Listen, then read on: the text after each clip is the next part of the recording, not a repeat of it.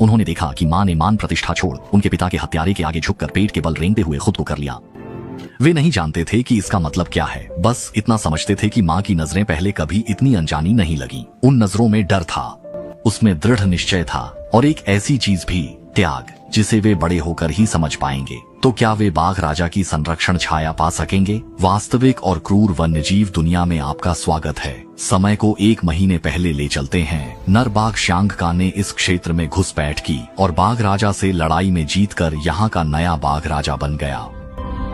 बूढ़ा बाघ राजा आखिरकार गंभीर चोटों के कारण बच नहीं सका और झाड़ियों वाले इलाके में मर गया। इसी बीच अम्बा अभी माँ बनी थी और कुछ ही समय बाद उसका पति भी मर गया। पति की सुरक्षा बिना उसे अपने बच्चों को लेकर इधर उधर छिपना पड़ा, क्योंकि नया बाघ राजा जैसे ही उन्हें ढूंढ लेता वह जरूर शावकों को मार देता और फिर अम्बा के साथ मिलकर अपनी संतान बढ़ाता। इस जंगल में विजेता कभी भी सिर्फ प्रतिद्वंद्वी को मारकर संतुष्ट नहीं होता, वे प्रतिद्वंद्वी के पास जो कुछ रहा है उस पर भी कब्जा चाहते हैं। जियांका को अम्बा और उसके शावकों की गंध मिल गई और वह धीरे धीरे पास आने लगा। छोटे बाघ के बच्चे घबरा गए और गुफा के अंदर और गहराई में छिप गए। अम्बा वहीं खड़ी रह गई, उसके चारों पैर जवाब दे रहे थे और मन निराशा से भर चुका था। चारों नन्ही जाने मानो मौत के मुहाने पर थीं। इसी नाजुक पल में अम्बा को तुरंत एक उपाय सूझ गया। वे श्यांका को उस जगह ले गए जहां उन्होंने खाने के लिए जमा किया था। वह अभी हाल ही में मारा गया हिरन था।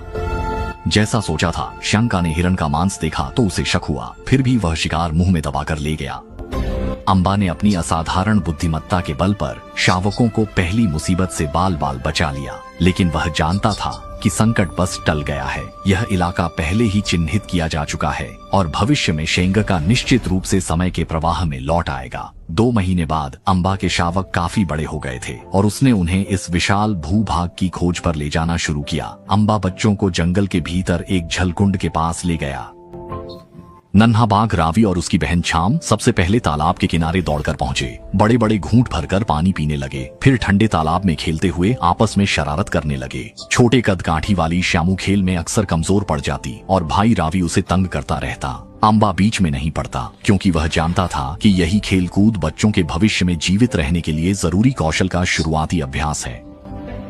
बच्चों को बेफिक्र देखकर अम्बा के चेहरे पर पहली बार बहुत समय बाद की राहत झलक उठी, लेकिन वह मन ही मन जानता था कि असली परीक्षा अभी आगे बाकी है। 4 महीने के नन्हे बाघ शावकों के लिए मांद के बाहर की दुनिया ही असली प्रशिक्षण मैदान है।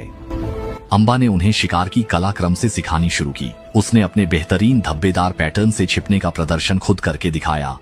अचानक हमला कर उसने चितकबरे हिरन को जल्दी काबू कर लिया, लेकिन अम्बा उसे मारना नहीं चाहता था, बल्कि उसे एक तरह से इस्तेमाल कर रहा था।